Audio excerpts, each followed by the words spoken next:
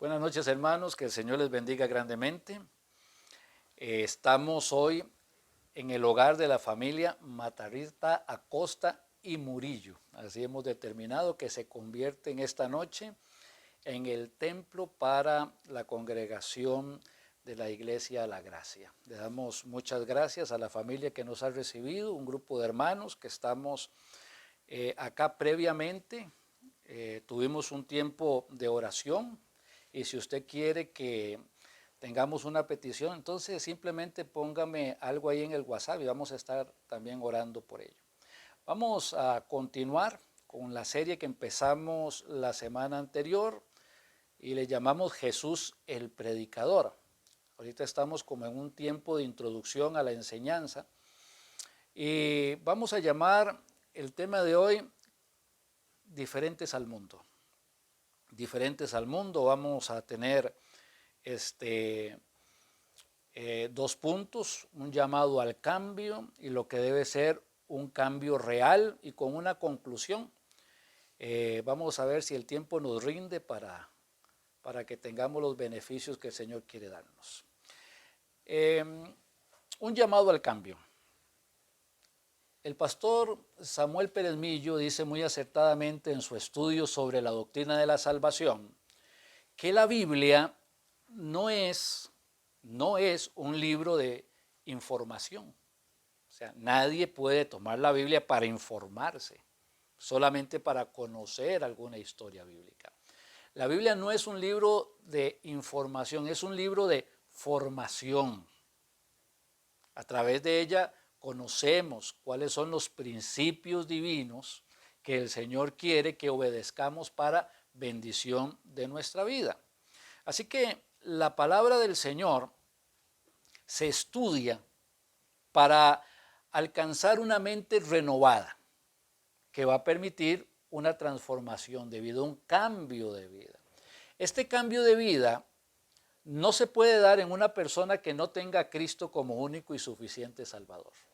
No importa si la persona es socialmente buena, no importa si la persona merece todos los aplausos de la sociedad por todas las buenas obras que ha llevado a cabo. Una vida conforme a la voluntad de Dios solo se puede dar cuando el Espíritu Santo que mora en el creyente interviene directamente, tomando la palabra de Dios como una herramienta, renovando el pensamiento del creyente para que sus acciones cambien. O sea, estamos hablando de un cambio real. No es un cambio emocional, no es algo transitorio, sino es una buena obra que el Señor comenzó para la gloria de su nombre en cada uno de nosotros. Entonces, el creyente estudia la palabra de Dios para ser renovado en su mente. A veces decimos, es que hay que hablarle al corazón. Bueno, sí, en el corazón están las emociones y las emociones no son malas porque Dios las da.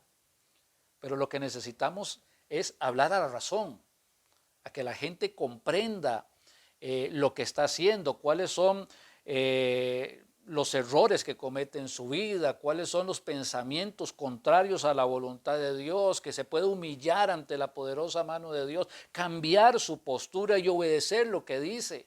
Pero esto no puede ser si no es a través del conocimiento de la palabra de Dios. La fe viene por el oír y el oír por la palabra de Dios. Es a través de este estudio de la palabra de Dios, esta meditación de la palabra de Dios, que podemos llegar a ser formados a la imagen de nuestro Señor Jesucristo. O sea, que Cristo pueda verse a través nuestro, que Cristo pueda manifestarse a través nuestro. Romanos capítulo 12, verso 2, Romanos capítulo 12, verso 2, nos dice, no os conforméis a este siglo. Es un problema, no sé, es que decir de la iglesia actualmente, no sé si sería muy acertado, pero tal vez de la religión que vemos en este tiempo, porque se conforman a este siglo. Su manera de verse, su manera de hablar, sus metas, no es lo que dice la palabra de Dios.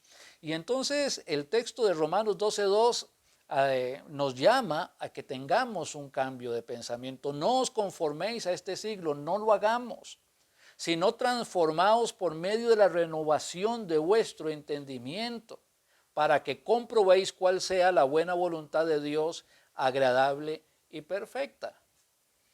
El mundo necesita ver una iglesia diferente, personas que han cambiado, no personas que siguen siendo iguales, que la única transformación que tienen es que van un domingo al culto, o porque aprendieron a decir gloria a Dios, amén y aleluya, pero en sus vidas cotidianas siguen siendo tan iguales como lo eran antes de supuestamente haberse convertido.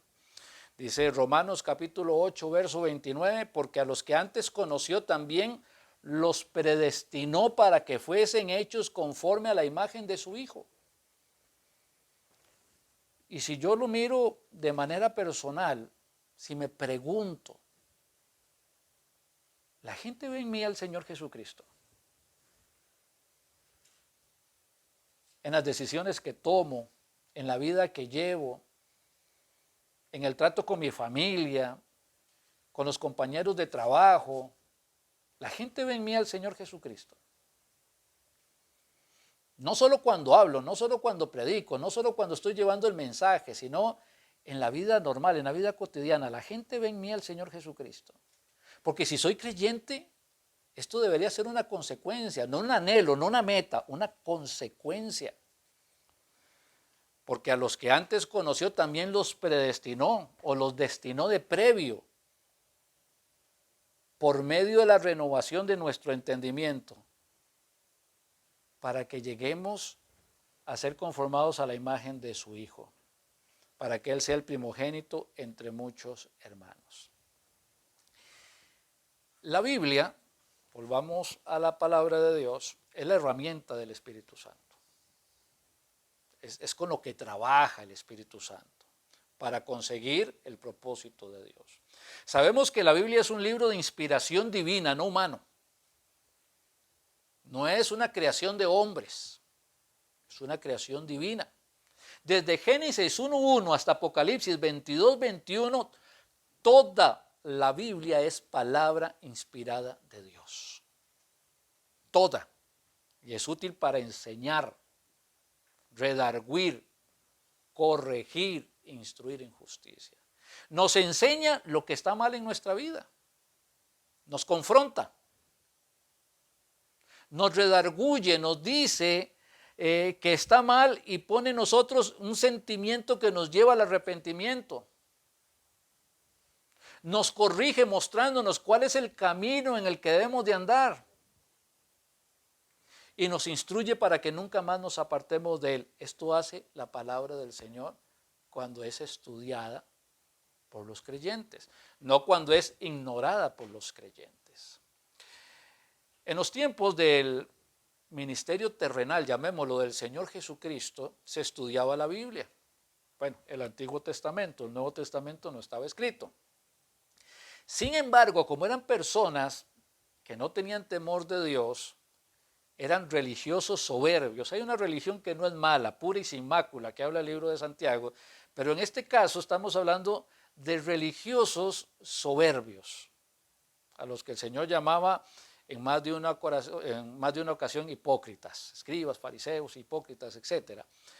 Estos religiosos soberbios habían tomado la palabra de Dios y la habían interpretado a su manera. Se habían salido del espíritu, de lo que Dios quería decir, cuál era la verdadera enseñanza, y la habían interpretado a su manera.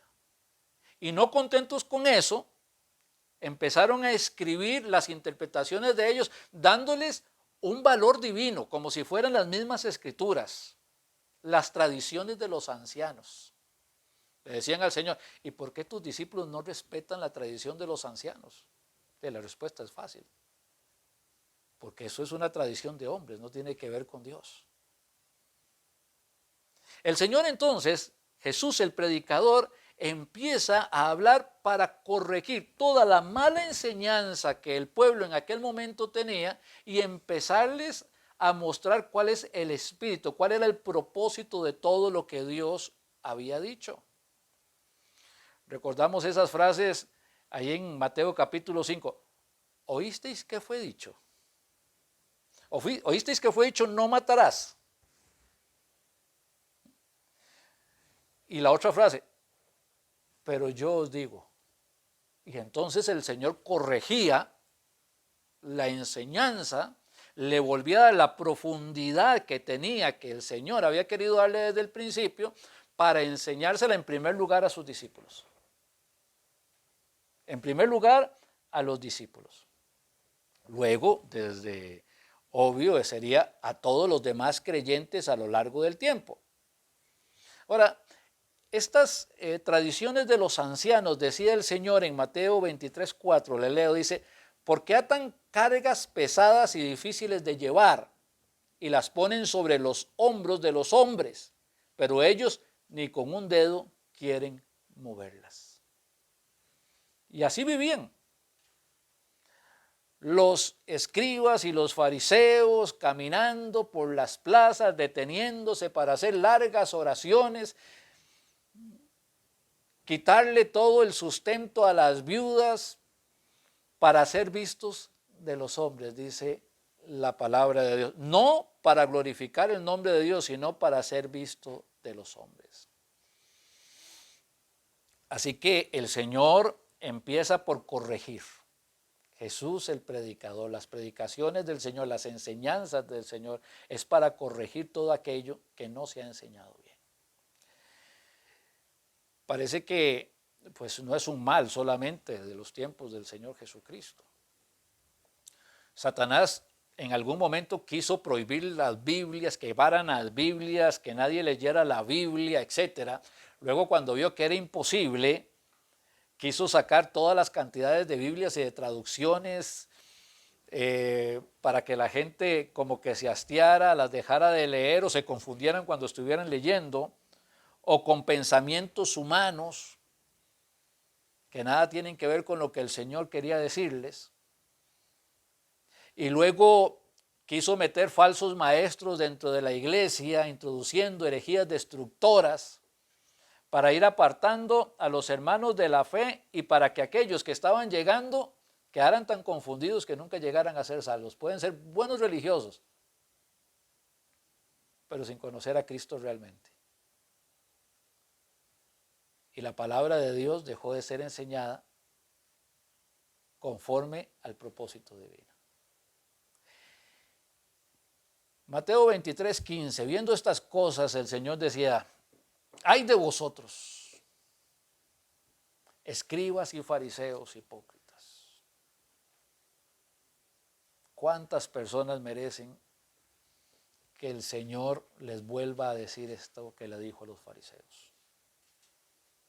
¡Ay de ustedes, porque ustedes han levantado doctrinas humanas para ser aprobados y aplaudidos por los hombres, pero no son aplaudidos por Dios! Aunque los hombres los abracen, el Señor les rechaza. ¡Ay de ustedes, escribas, fariseos, hipócritas! Porque no es solamente la enseñanza, sino la destrucción que ellos conscientemente llevaban. Porque recorréis mar y tierra para hacer un prosélito, para hacer un discípulo, y una vez hecho le hacéis 2 veces más hijo del infierno que vosotros.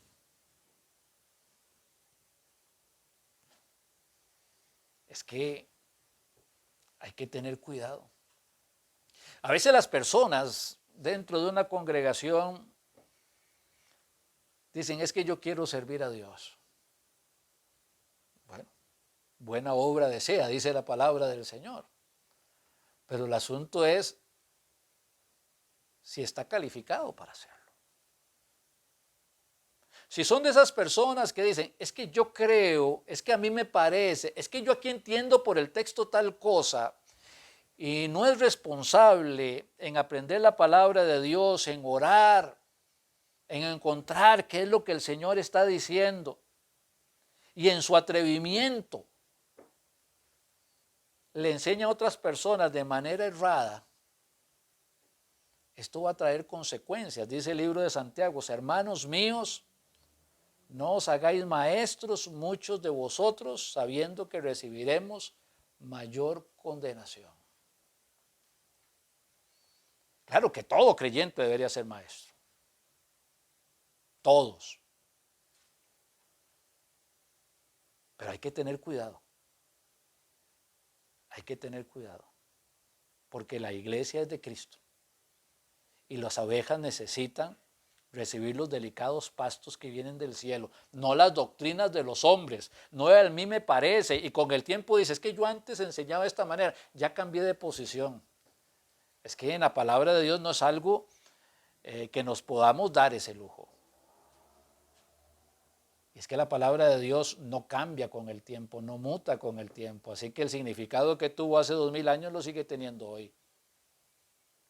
Aunque haya personas que traten de acomodarla para una sociedad moderna que quiere tener un pie en las cosas de Dios y otro en las cosas del mundo. Puede ser que suene difícil y uno dice, pero ¿quién se va a convertir? Al final el trabajo nuestro es predicar el Evangelio. El que actúa en la conversión de las gentes es el Espíritu Santo. Hagamos lo que nos corresponde a nosotros y dejemos que el Espíritu Santo haga su labor. Dice 1 Corintios 15:34, velad debidamente y no pequéis, porque algunos no conocen a Dios, para vergüenza vuestra lo digo. Porque a veces se predica tanto de tantas cosas que ya no se predica de Cristo y del propósito de la cruz, de la resurrección, de la vida eterna. Lo que el Señor nos está pidiendo es que enseñemos, que hablemos con los nuevos creyentes o con los creyentes que no son tan nuevos pero que no han crecido mucho espiritualmente, las enseñanzas de Cristo mismo. No tenemos que inventar nuevas enseñanzas. No se trata como de llegar a impresionar y de decir, vea lo que descubrió el hermano tal. Se trata de enseñar lo que Cristo enseñó, decir lo que Cristo dijo. Es que no hay pierde, no hay error en eso. No se trata de impresionar a nadie, se trata de enseñar lo que Cristo dijo. A veces leemos lo que llamamos la Gran Comisión y le hacemos énfasis a ir. Por tanto, id y haced discípulos. Pero ¿cómo se hacen los discípulos? ¿Cuál es la manera de trabajar? ¿Cuál es la fórmula que el Señor Jesús nos dio para poder llevar a cabo la labor? Ahí está, pero la gente a veces no lo nota. Por tanto, id, dice la palabra del Señor, y haced discípulos a todas las naciones, bautizándoles en el nombre del Padre y del Hijo y del Espíritu Santo. Pero vean lo que dice el verso 20 ahí. Enseñándoles que guarden todas las cosas que os he mandado. ¿Cuál es el trabajo entonces? ¿Qué es lo que tenemos que enseñar? Las cosas que él enseñó. El Señor llama a Pablo, se lo lleva aparte 3 años, lo discipula como discipuló a los otros. Y Pablo empezó a discipular a otras personas, con doctrina nueva, no con lo que el Señor le había dado. Enseñándoles que guarden todas las cosas que yo os he mandado. No lo podemos tomar de una manera como decir, bueno, yo le voy a enseñar la doctrina, usted ve a ver si quiere seguirla o si no quiere seguirla. Es que es una orden. Esta es palabra del Señor Jesucristo y es una orden para los creyentes. No hay otra manera, no tenemos otra cosa que enseñarle a las personas que se acercan. Dios nos va a abrir puertas, nos va a dar oportunidades para poder discipular a otras personas. Y no podemos llegar con, no sé, con mensajitos sencillos que no ayudan en nada, hablando de cualquier otra cosa menos de conocer al Señor Jesucristo. Enseñándoles que guarden todas las cosas que yo os he mandado, y aquí yo estoy con vosotros todos los días hasta el fin del mundo. La garantía es la presencia de Él. Hoy estamos acá reunidos, donde hay 2 o 3 reunidos, la garantía está la presencia de Él. Estamos hablando su palabra. ¿Qué temor hay en el corazón de que digamos algo que no venga del cielo?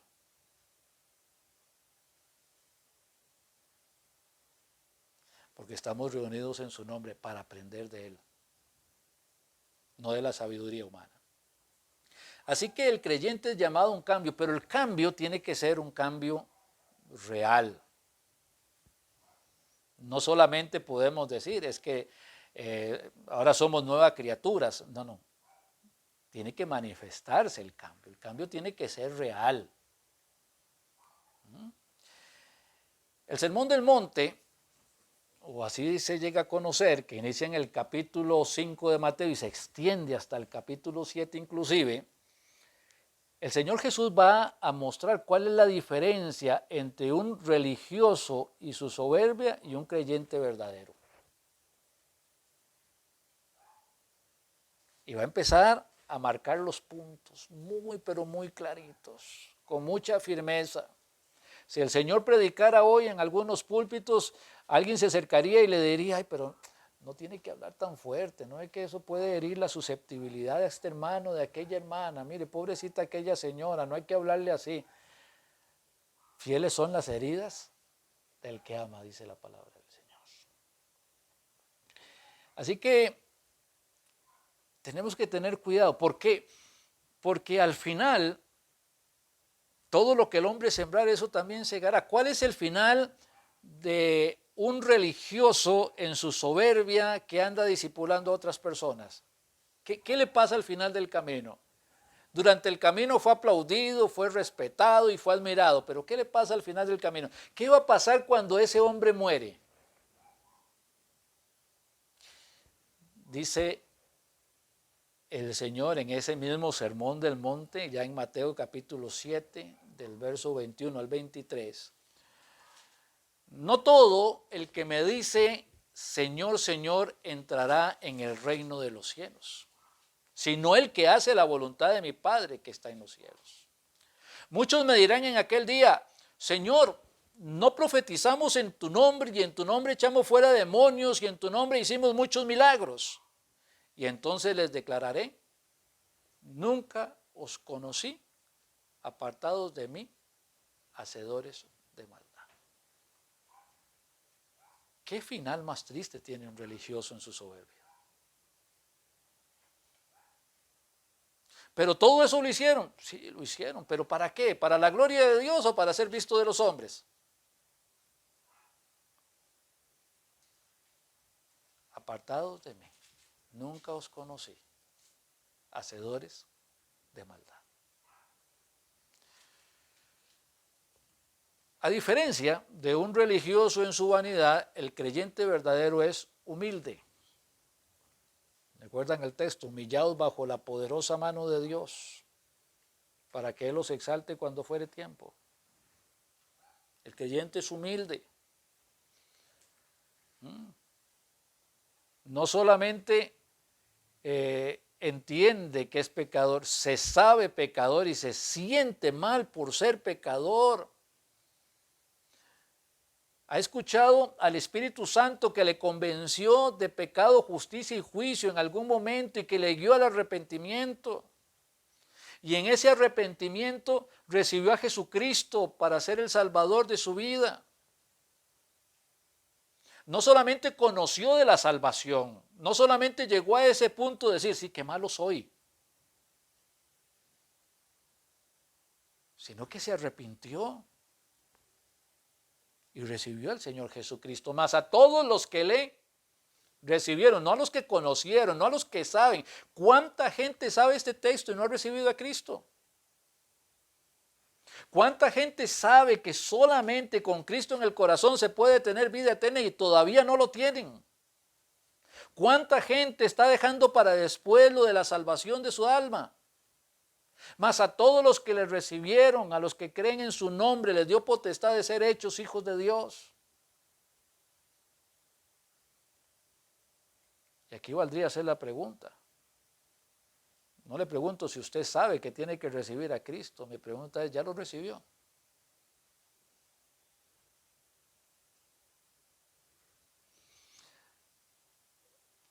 El cambio del que nos habla el Señor Jesús es, como se lo explicaba él a Nicodemo, un nuevo nacimiento. O sea, no se trata de que el Señor arregle la vida antigua. La vida antigua no tiene arreglo. Ya con la vida antigua no se puede hacer absolutamente nada. El Señor da por terminada esa vida antigua para iniciar una nueva vida en Cristo. Cuando una persona dice haber recibido a Cristo, pero su vida antigua sigue manifestándose, no ha recibido nada.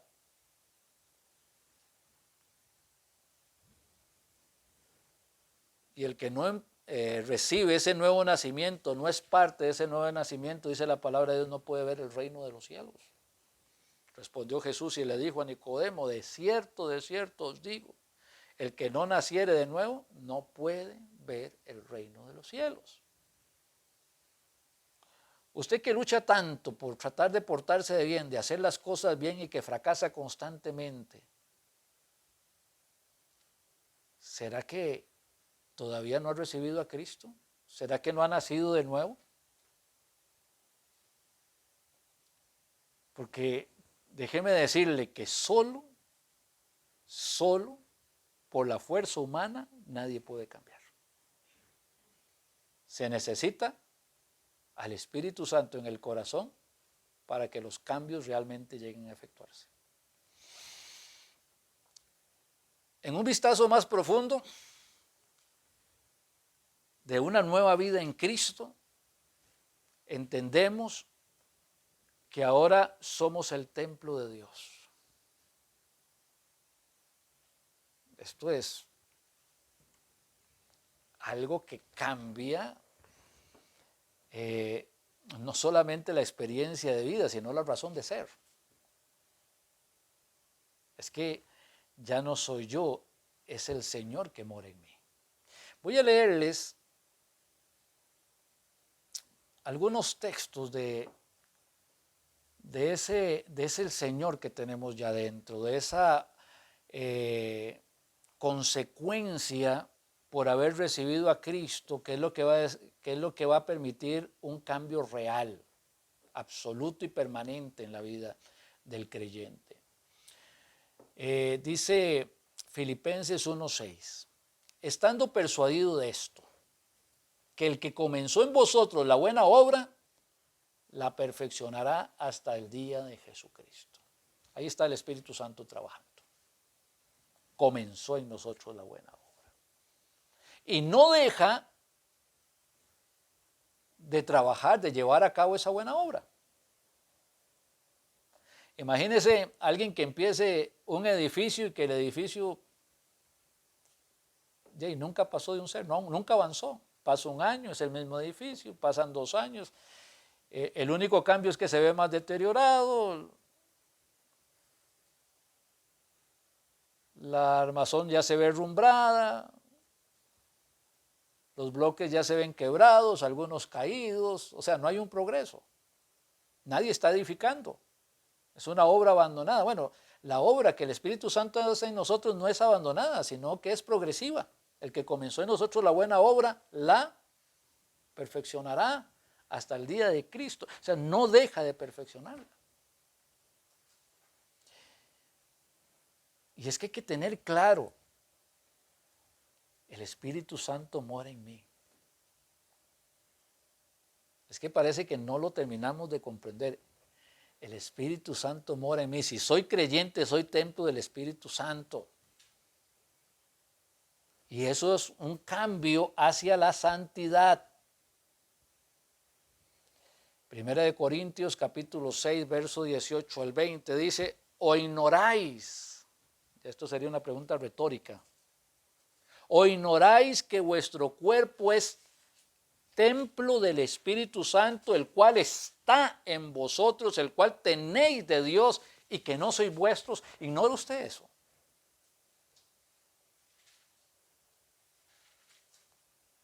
Ahora, ignorar en este caso no es no saber, es saberlo pero ignorarlo.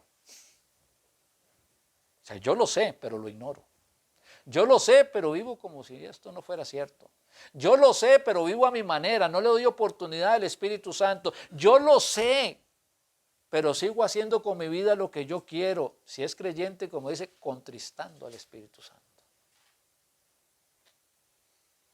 A veces me llama la atención que alguien que se llame creyente se vaya a una fiesta con mundanos, se ría de las bromas que hacen los mundanos, participe de los pecados que hacen los mundanos. Y después de que pasó todo el jolgorio, llega donde el Señor y le dice, Señor, tu palabra dice que si confieso mis pecados, tú eres fiel y justo para perdonar mis pecados y limpiarme de toda maldad. Y luego cuando vuelve a otra fiesta, simplemente se va. ¿Creen que burlarse de Dios no les va a traer consecuencias?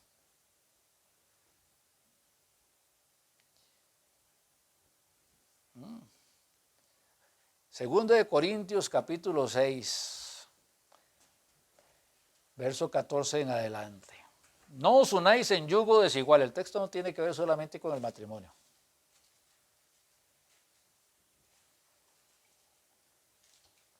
No os unáis en yugo desigual con los incrédulos, ya sea para matrimonio, para sociedades, para amistades, para lo que sea. Porque, y empieza a hacer una serie de preguntas para que comprendamos mejor la idea. ¿Qué compañerismo tiene la justicia con la injusticia? Ninguna. ¿Y qué comunión la luz con las tinieblas? Ninguna. ¿Y qué concordia Cristo con Belial? O sea, ¿qué sociedad puede haber entre Cristo y el diablo? Ninguna. ¿O qué parte el creyente con el incrédulo? No debería haber ninguna, lamentablemente ahí es donde la hay y ha traído tantas dificultades a la vida de muchos creyentes, a la familia de muchos creyentes y a muchas congregaciones también. ¿Qué parte el creyente con el incrédulo? ¿Y qué acuerdo hay entre el templo de Dios, que es el creyente, y los ídolos? Ninguno. Porque vosotros sois el templo del Dios viviente, como dijo Dios, o como Dios dijo, perdón, habitaré y andaré entre ellos y seré su Dios y ellos serán mi pueblo. Por lo cual, salid de en medio de ellos. ¿De en medio de qué? Del yugo desigual. Salid de en medio de ellos y seré su Dios y ellos serán mi pueblo. Hoy la iglesia es el pueblo de Dios. Por lo cual salid de en medio de ellos y apartados, dice el Señor, y no toquéis lo inmundo, y yo os recibiré. Y seré para vosotros por padre, y vosotros me seréis hijos e hijas, dice el Señor Todopoderoso. Así que, amados, puesto que tenemos tales promesas, limpiémonos de toda contaminación de carne y de espíritu, perfeccionando la santidad en el temor de Dios. Es que yo no le veo dificultad para entender el texto. El texto es muy comprensible, no necesita mayor explicación. El asunto es por qué no se vive de acorde a lo que el Señor manifiesta en su palabra.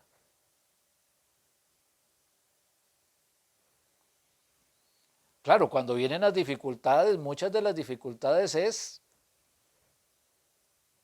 por no vivir la santidad, por vivir en yugo desigual, por no querer las cosas del cielo, por seguir poniendo la mirada en las cosas del mundo, etc. Es que algunos se avergüenzan del evangelio hoy día, porque son anticuados, porque no pueden hacer esto, porque no pueden hacer aquello, que la gente se burle, que la gente los señale. La opinión que importa es la opinión de Dios, no la opinión de la gente.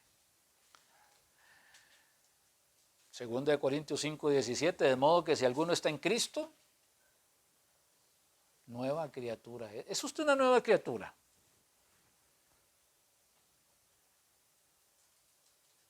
Yo creo que sí. Ay, cómo me gustaría a los esposos poder sentarme con la esposa y decirle, su esposo es una nueva criatura. La trata como vaso frágil.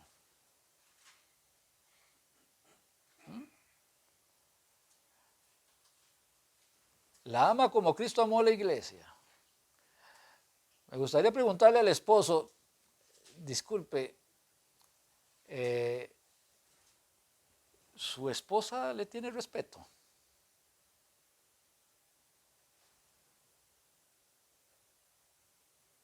Me gustaría preguntarle a los hijos, ¿cómo son sus papás en la casa? ¿Hablan de Dios? Al levantarse, en el camino, al acostarse, ¿cómo son sus papás en la casa?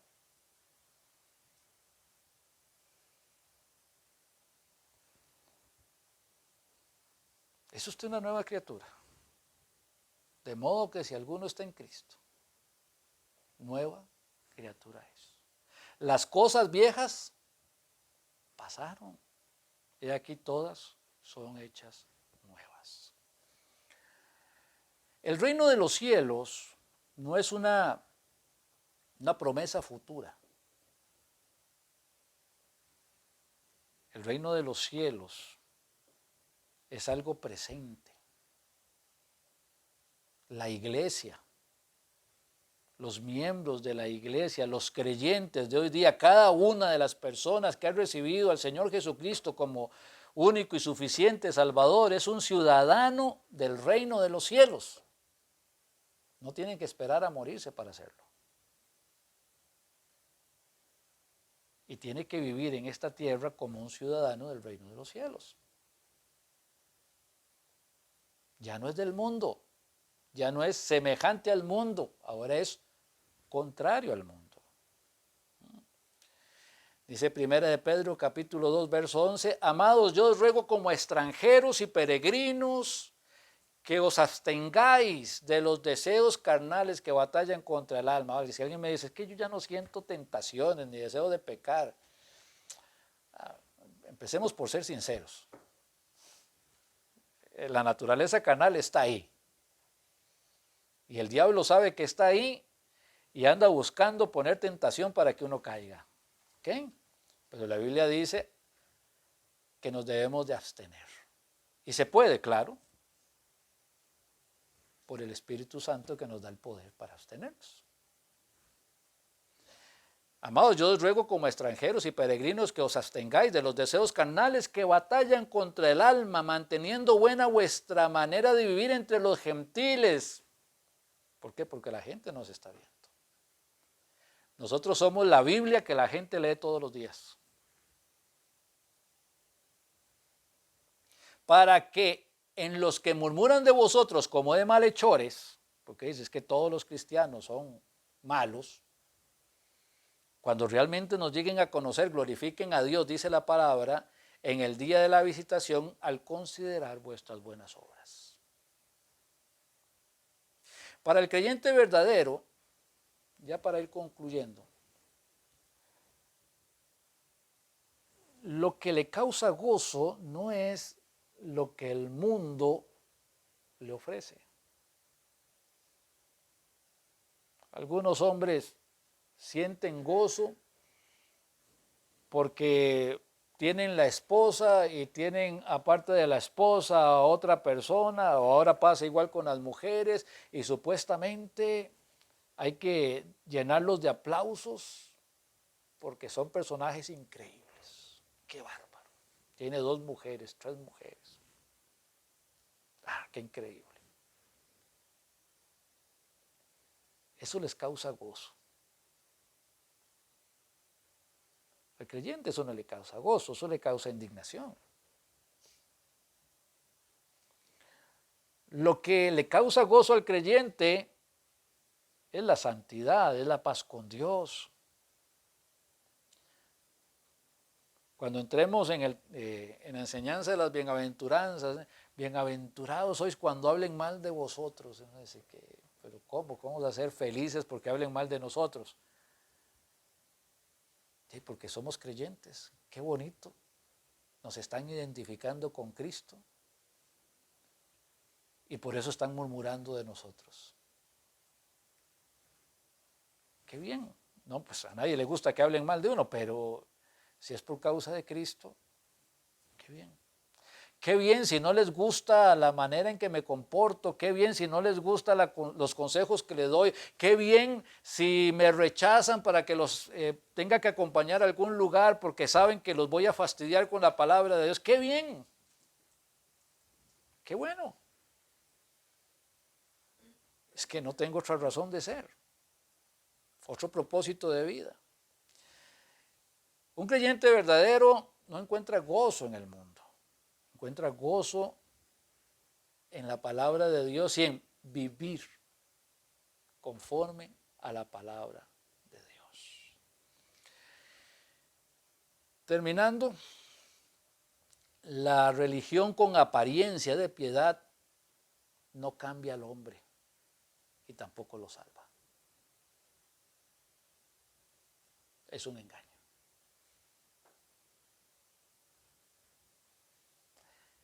Es apariencia de piedad nada más, que dice la palabra del Señor que tiene.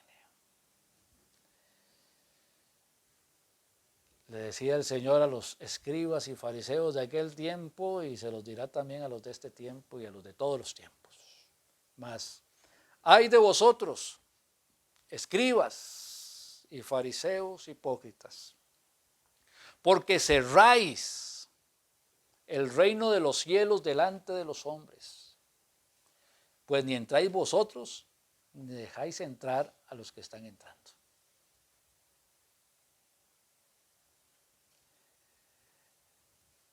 Las buenas obras no limpian los pecados cometidos. Las buenas obras no pueden justificar a nadie. La palabra de Dios dice que no hay justo ni aun uno.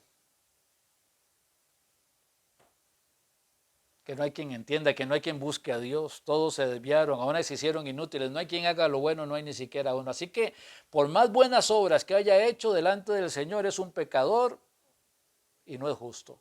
Así que las buenas obras no justifican. Por eso la salvación no es por obras, para que nadie se gloríe. Sin embargo, el pecador puede ser justificado. Justificados pues por la fe tenemos paz con Dios por medio de nuestro Señor Jesucristo. Si hay un corazón arrepentido que recibe a Jesucristo como único y suficiente Salvador, es justificado. Recibe la promesa, es sellado con el Espíritu Santo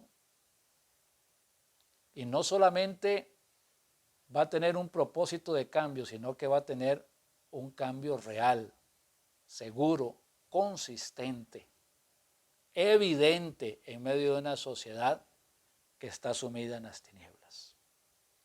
El creyente es luz. Y eso hace la diferencia. Amado Padre, en el nombre de nuestro Señor Jesús, gracias por este tiempo que nos has permitido. Bendice este hogar, Padre, que abrió sus puertas. Bendice a los miembros de esta familia. Dale salud a cada uno, fortaleza, paz. Por todas las personas, Padre, en la congregación rogamos por el crecimiento espiritual. Si hay alguno que no te conoce, rogamos por la salvación de su alma. Así como las personas que puedan estar viendo, Padre, este mensaje a través del YouTube, Señor, que tú les bendigas conforme a la necesidad que tienen. Gracias, Padre. En el nombre de nuestro Señor Jesucristo. Amén y amén. Y bueno, una vez más le damos gracias a la familia Matarrita, Acosta y Murillo, que nos permitieron tener esta reunión, este estudio esta noche. Y mis hermanos, que recuerden, el próximo miércoles, si el Señor lo permite, nos volveremos a ver. Que el Señor les guarde.